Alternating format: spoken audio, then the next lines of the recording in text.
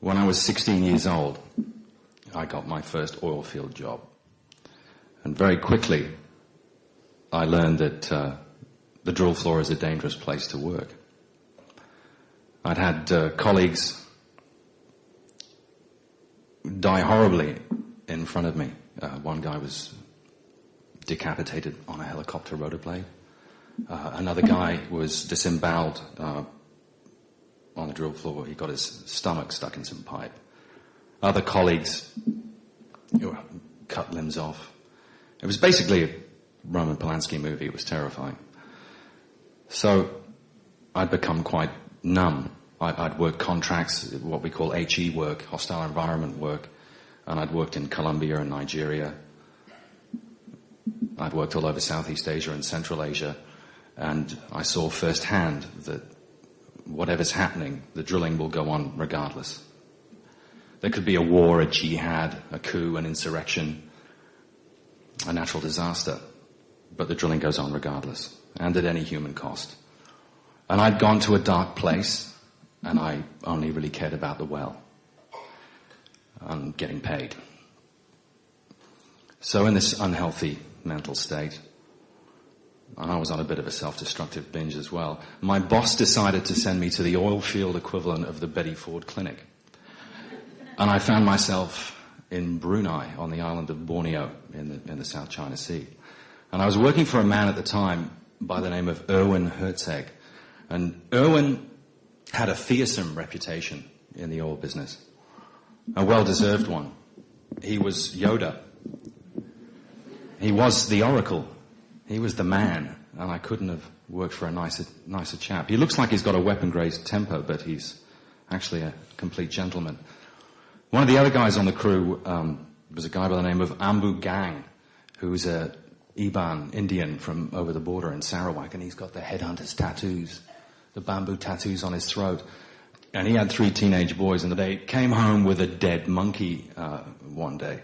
It was a female, and she was nursing an infant. So they put the infant in a bamboo bird cage, and he was too young to be away from his mother, and he was just wasting away. And Erwin and I visited Ambu, and we saw this pathetic little bag of skin, his little chest was pathetic, and he broke our heart immediately. So we brought him home. And of course, you got a staff house full of rig pigs. They looked at us and said, break its neck, flush down the toilet, eat it. We said, no. We got in the car and we drove 2 hours to the veterinary clinic and came back with 6 months worth of baby monkey formula.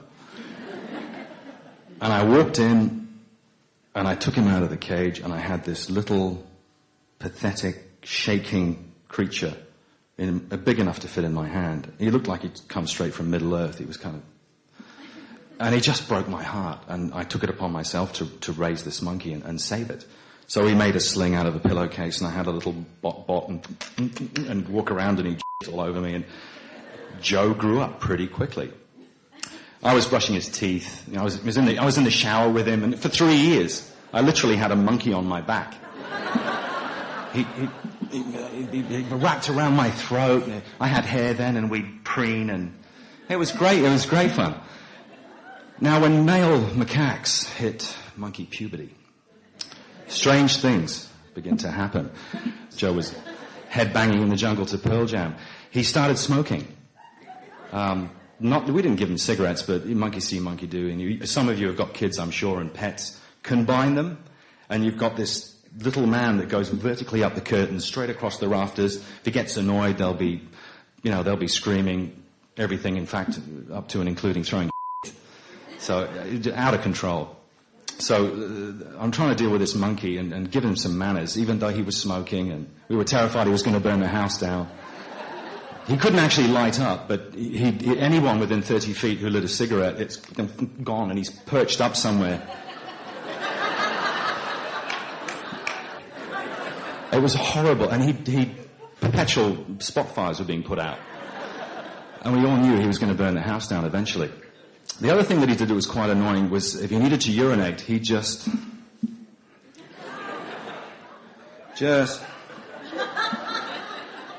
let fly, and the guys got pissed off, so I said, okay, I'll teach him how to pee like a man. So I took him into the toilet. I got him on the bowl.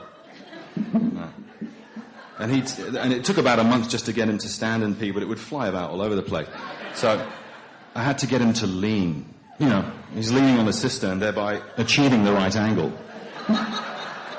And so he'd go. He was a clever little guy. He could mess with the phone, the stereo. His brain box was about the size of a peanut, so he never actually mastered mirrors, which was hilarious because I put them all over the place, and he'd walk past the mirror and go. He'd immediately back up. I went off and did a long campaign offshore, and I got back, and the jungle would eat the house if people were gone for a long period of time. It was like the dunes in the desert. It would just eat the house. And I got back, and everybody was away on other campaigns, and I just wanted some quiet time. So I walk into the laundry. I tip my offshore bag into the washing machine. I take my clothes off. I chuck them in the washing machine. And I'm knackered, and I'm just padding down the hallway towards the bathroom.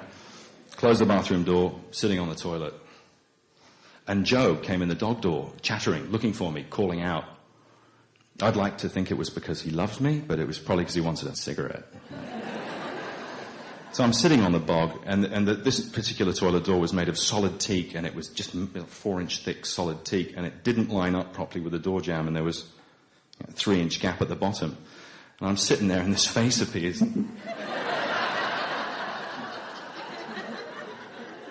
I'm like, hey buddy, how you doing? And the hand's doing this. And so I got some loo roll and I started sticking it under the door. And we were playing a game. We played games like that all the time. Then he jumps up on the door lock and the key was on the outside. He turns the key in the lock. F***s off with the key, doesn't he? So I'm over at the edge of the door, and this bathroom's a concrete box. I'm not tunneling out of there. I'm stuffed, basically. So I think fast. So I grab the shower curtain, shove it under the gap, and think if I call him back and distract him, offer him a Cuban or something, maybe he'll drop the key and I can pull it through and get out. No, he was gone. I could hear him with the bloody thing banging things with it.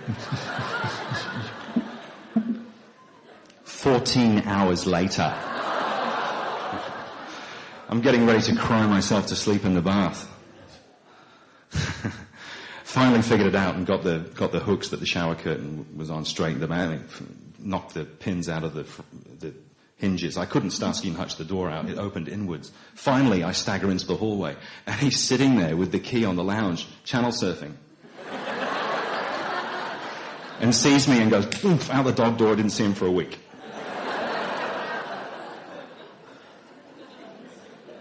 And then there was a festival in the village, it's called Hari Raya, and it coincides every 15 years with Chinese New Year, and I was there for that, and the whole village goes completely mental. Irwin goes over the border and comes back with whatever he can get his hands on, which turned out to be a trunk full of firecrackers and a bottle of tequila. So what do two grown men do when they're in the jungle with nothing to do and everyone else is awake? We drank the tequila, shoot off some firecrackers, and our whole place was littered in coconuts, and you pick up the coconut, you could push a firecracker into it, light it with a cigarette, hurl it down the Jalan, and there was a huge concussion. Coconut would vaporize. Great fun. So we're both staggering around doing shots, hurling these coconuts at each other, and bang, bang, bang. And I got this particularly big one, and I let it go down the road, and Joe went straight between my legs, going after it. I break into a sprint, a drunken sprint. I'm trying to close the gap. And I didn't get there. And he jumped, he thought it was a game, he jumped up on the coconut, and there's smoke billowing up. Bang! He flies off into the bush. And I scream. And I run in, and I find him. And I picked him up, and he was completely, everything was broken. And there was blood coming out of his ears, his mouth, nose. I started CPR, Irwin could see what was unfolding. And he said, get in the car. I got in the car. I was just dissolved in tears. We drove to the Shell Emergency Medical Center, and most big evil oil multinationals have a facility whereby if someone cuts something off, doesn't matter how remote it is, there'll be a surgeon standing by 24/7. He'll sew your back on, So we roll up to this place and bang on the door, and he opens the door and sees two drunk roughnecks and a dead monkey. And he tells us where to go. And Owen got a hold of him, shoved him back inside, closed the door and locked it. And he said, "No, you're going to look at this f***ing monkey. Or I'm going to do to you that I wouldn't do to a farm animal." And the guy went, he looked at me, I'm there. And he went, he gets the stethoscope and he starts probing. And he says, "This monkey is dead." And I went, "Okay." He got back in the car, we drove back to the staff house, and I got the shovel out of the shed.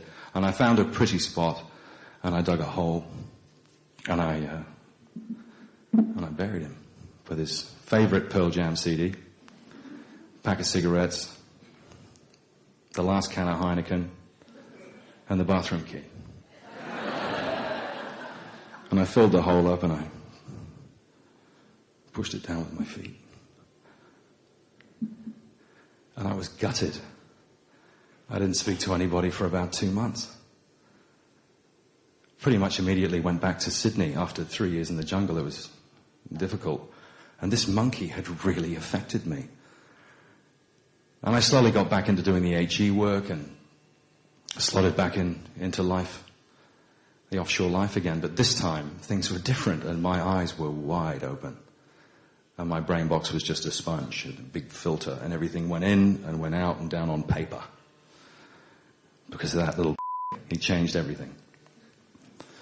And I'm absolutely delighted to say that just 2 months ago I stood in the hospital just after the doctor had started my daughter's heart, and I'm holding her in my hand. And I thought about Joe again. But for the first time in 10 years, I felt really good about it. Thank you.